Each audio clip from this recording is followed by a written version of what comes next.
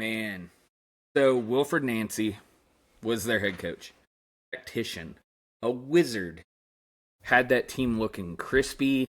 Their line, like, just the way their formation would accordion but still remain the same was something that I'd never seen before. And so, I was like, how's this going to look? How's this going to look for them? Turns out through the first 5 games, not good. Not good at all. They've won 0 games. They've drawn 1 game and lost 4 games. So, it's not off to a good start with Nancy there, or with Nancy not there. But Nancy is jobless right now, so... He's jobless. He is jobless, which is something that we've covered in the past, and it's wild. Scotland is on another level. He had 6 games.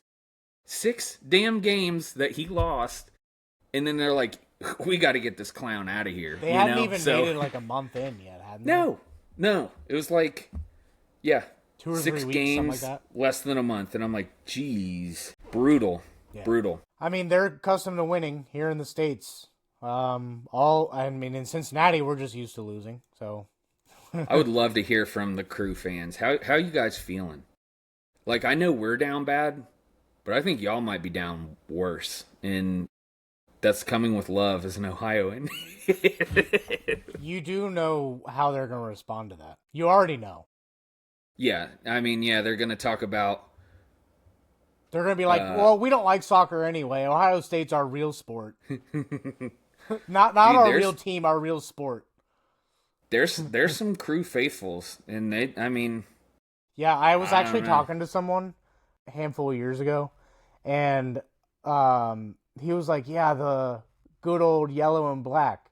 And I was like, Pittsburgh Steelers? He's like, no, the Crew.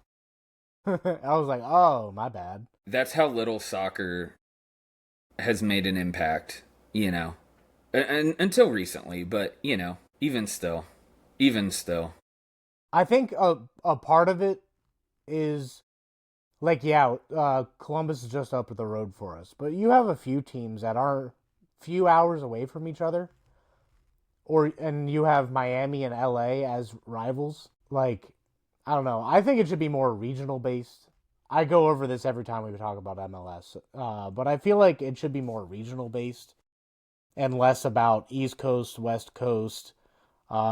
Just choose a few divisions, maybe have 3 from each conference, if you will, and have them be like football. Like, you can have the rivalries be near each other, and then it makes it like a little bit better. I mean, proximity is the best rivalry. Yeah, absolutely, because it breeds familiarity.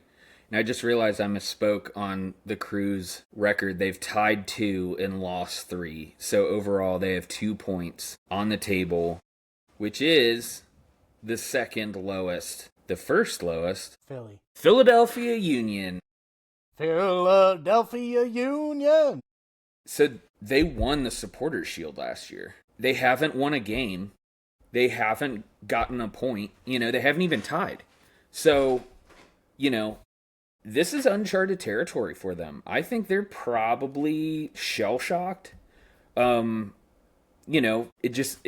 looks like there's something missing there. They're creating chances, but there's nothing like super promising when they do. And then they can't finish, and the games that are tight, they just can't overcome them. So, dude, I don't know.